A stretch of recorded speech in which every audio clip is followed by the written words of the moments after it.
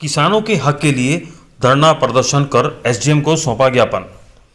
प्रधानमंत्री के किसान बिल को लेकर भगवानपुर विधायक ने व किसानों के हक के लिए लड़ने वाले संगठनों ने धरना प्रदर्शन कर राष्ट्रपति के नाम एसडीएम को सौंपा ज्ञापन।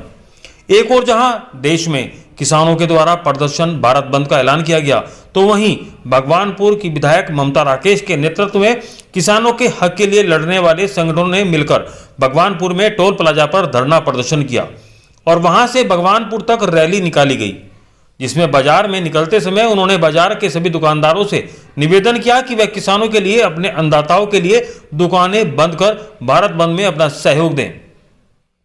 वहीं देश के राष्ट्रपति के नाम एसडीएम को ज्ञापन सौंपा गया ताकि वह किसान बिल जैसे कानूनों को हटाए और देश के किसानों के हक की बात करे।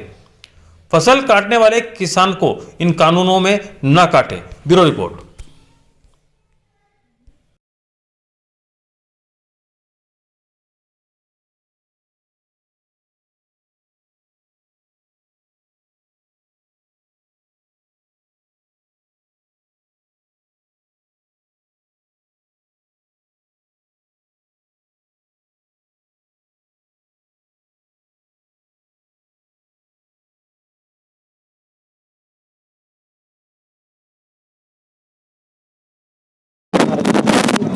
मैडम, जो आज ज्ञापन दिया गया, किस संबंध में ज्ञापन दिया गया आपको? देखिए, आज किसान यूनियनों के द्वारा, भारतीय किसान यूनियन, किसान मोर्चा और तमाम किसान संगठनों के द्वारा एकजुट होकर के किसानों के विरोधी जो किसान विरोधी बिल केंद्र सरकार ने पास किए हैं, कृषि विरोधी काले कानूनों को जिनका नाम दिया गया है, उन्हें वापस लेने के लिए तमाम किसान संगठनों ने आज भारत बंद का आह्वान किया था। कांग्रेस पार्टी और अन्य सभी विपक्षी दल मजबूती के साथ किसानों के साथ खड़े हैं। केंद्र सरकार को आगाह करना चाहते हैं कि इन किसान विरोधी काले कानूनों को वापस लो, इसलिए भारत बंद के आह्वान में हम पूरी तरह से किसान संगठनों के साथ हैं। इसी के लिए एक तरफ जय जवान जय किसान का नारा दिया गया है, वहीं किसानों के साथ जो अन्याय किया जा रहा है उस संबंध में आप क्या कहेंगे? देखिए, जय जवान जय किसान का नारा पूरी तरह से चरित्रार्थ है। जब जब मोदी डरता है, पुलिस को आगे करता है, देश के जवान को किसानों के सामने अड़ा देता है, किसान को प्रताड़ित करवाता है पुलिस के द्वारा। और मैं कहना चाहती हूँ कि अगर हमारे देश का किसान खुशहाल नहीं रहेगा तो मोदी जी, वो दिन दूर नहीं जब आपको भी सत्ता छोड़ करके जाना पड़ेगा। पिछले 6 वर्षों से पूरे देश की जनता, चाहे किसान हो चाहे आम नागरिक हो, आपके मन की बात को सुन रही है। आज मोदी जी, आप किसानों के मन की बात को सुनिए और कृषि विरोधी काले कानूनों को वापस लीजिए। सरकार का जो कहना है कि ये बिल जो पास हुआ है और इसमें किसानों को क्या क्या नुकसान है? इसमें नुकसान है कि किसान का, एक तो किसान अपनी ही ज़मीन पर मजदूर बन करके रह जाएंगे, उनसे उनकी ज़मीन निजीकरण के नाम पर बड़े बड़े व्यापारी, बड़े बड़े उद्योग बंधु छीन लेंगे। और दूसरे, किसानों की जो सबसे बड़ी समस्या है कि उनकी फसल का न्यूनतम समर्थन मूल्य घोषित कीजिए। बिना समर्थन मूल्य को घोषित किए बिना मोदी जी ने इन काले कानूनों को किसानों पर थोपने का काम किया है। मोदी जी ने जब ये कानून बनाए तब किसी किसान भाई की कोई सलाह नहीं ली गई।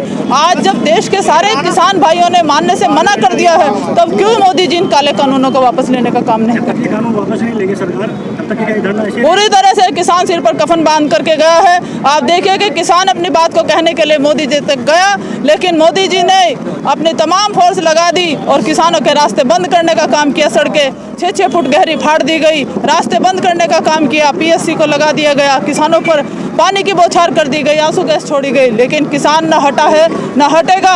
अपनी बात को मजबूती से डटा हुआ है और इन काले कानूनों को वापस करा के रहेगा। इसमें देश के कांग्रेस पार्टी पूरी तरह से किसान भाइयों के साथ। ये हमारा जो किसान विरोधी काले कानून है, पहले तो मैं इस कानून की जो कमियां हैं वो आपको बताना चाहता हूँ। वो कमियां कुछ इस प्रकार हैं कि इन्होंने जो संशोधन किया है वो ये किया है, जैसे ये कोई मान लीजिए उद्योगपति है, मैं किसान हूँ, तो इन्होंने कहा है कि ये मेरे से ज़मीन ठेके पर ले सकते हैं, कोई बात नहीं। अगर आप उसमें बिल में ये डालिए कि एमएसपी निर्धारित रहेगा, मिनिमम सपोर्ट प्राइस, न्यूनतम सपोर्ट प्राइस जो होता है वो रहेगा, तभी जो उद्योगपति हैं ये बंध जाएंगे किस चीज़ में कि जब ये मेरे पास ज़मीन लेने आएंगे तो वो जो सरकार ने मूल्य तय किया है उस पर इन्हें उससे या उससे ऊपर ही लेना होगा, उससे नीचे नहीं ले सकते। सरकार ने ये कहीं नहीं खोला है कि एमएसपी को रखा जाएगा या एमएसपी की कोई गारंटी नहीं उन्होंने दे रखी है, क्योंकि बिल में जो आ जाओ, आप भी आ जाओ, आ जाओ। दोबारा देती हूँ। भाई सवाल दे यार। जो आज प्रदर्शन करा गया, इसका क्या कारण है? इसका कारण ही हो 3 काले कानून बना दिए सरकार ने और हमें किसान को बर्बाद कर दिया इन्होंने। और कोरोना में कानून बनाए थे, किसी देश में किसी प्रदेश में कोई मांग नहीं करी इसकी, किसी किसान ने करी हो।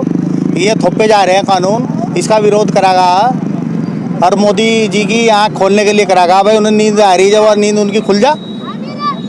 आप थोड़ा जो तीन कानून बनाए हैं उसका थोड़ा विस्तार में बता सकते हैं? 3 काले कानून तो गलत ही गलत है जी। वो जैसे कि हमारा रेट नहीं है, मेरी धान नहीं देखा किकर बिकी 800 रुपये कुंटल बिका। वो मान लिया हम आलू तैयार करेंगे, जैसा हमारा गन्ने का रेट था एक फिक्स मिल में तुला, ऐसे ही हमारा इसका रेट भी तय हो जाना चाहिए सभी चीज़ का। अच्छा, किसानों की याद अभी क्यों है, पहले क्यों नहीं है? नहीं याद ही आ रही है, हम तो किसान का ही काम कर रहे हैं और तो कुछ काम करते ही नहीं। याद ही रखा।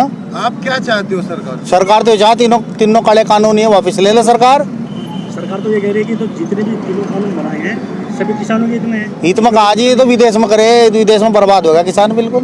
पहले जो इस कानून अडानी अंबानी के लिए बनाया गया कानून ये तो। पहले किसानों के इन कानून से पहले क्या नुकसान है था और अब क्या नुकसान है? पहले उनका कई मंडी थी, जैसे हमारा मंडी का ब्याह तो आड़ती में तो 2 लाख रुपए 2.5 लाख 3 लाख 2.5 लाख देते, आड़ती में क्यों देगा? आड़ती अंबानी अंडानी थोड़ा दे देगा हमें कुछ। लेकिन मोदी जी कह रहे हैं मंडी खत्म नहीं कर रहे, इस पर क्या? मंडी तो खत्म ही हो जाएगी, मंडी में कौन होगा फिर तो वो मतलब हमारे खेत पर जाएगा और हमें कहेगा नो हला के धान को या गेहूँ को या कैसे को बहला के कहेगा बाकी और रेट लगेगा भाई 500 रुपये लगेगा, 600 लगेगा, 700 लगेगा। एक मतलब हमारा मिनिमम रेट था हो जा, मतलब हमारा गेहूँ 1800 रुपये तो कम नहीं बिकने का, धान हमारा 2000 तो कम नहीं बिकने का। ऐसा रेट तय कर दो जैसा गन्ने का रेट तय कर रखा है। धरना प्रदर्शन किया गया, इसमें जो ज्ञापन दिया गया इसके संबंध में ज्ञापन दिया गया है। ये जो भारत सरकार द्वारा कृषि कानून बनाए गए हैं उसके संबंध में अखिल भारतीय बंद का आह्वान किया गया था किसान संगठनों द्वारा और विपक्षी पार्टियों द्वारा। तो भगवानपुर क्षेत्र में हमें 4 ज्ञापन प्राप्त हुए हैं, जिनमें एक भारतीय किसान यूनियन टिकैत ग्रुप, दूसरा भारतीय किसान यूनियन अम्बावत ग्रुप और भारतीय यहाँ किसान कमेटी कांग्रेस और एक है किसान यूनियन है जो यहाँ की उत्तराखंड की। इनके द्वारा ये 4 ज्ञापन हमें दिए गए हैं महामहिम राष्ट्रपति तक ये पहुँचाने के लिए। वो मेरे द्वारा उन्हें पहुँचा दिया जाएगा। सर, इस ज्ञापन में क्या मांग की गई है? वही किसानों को कानूनों को वापस लेने की मांग की जा रही है।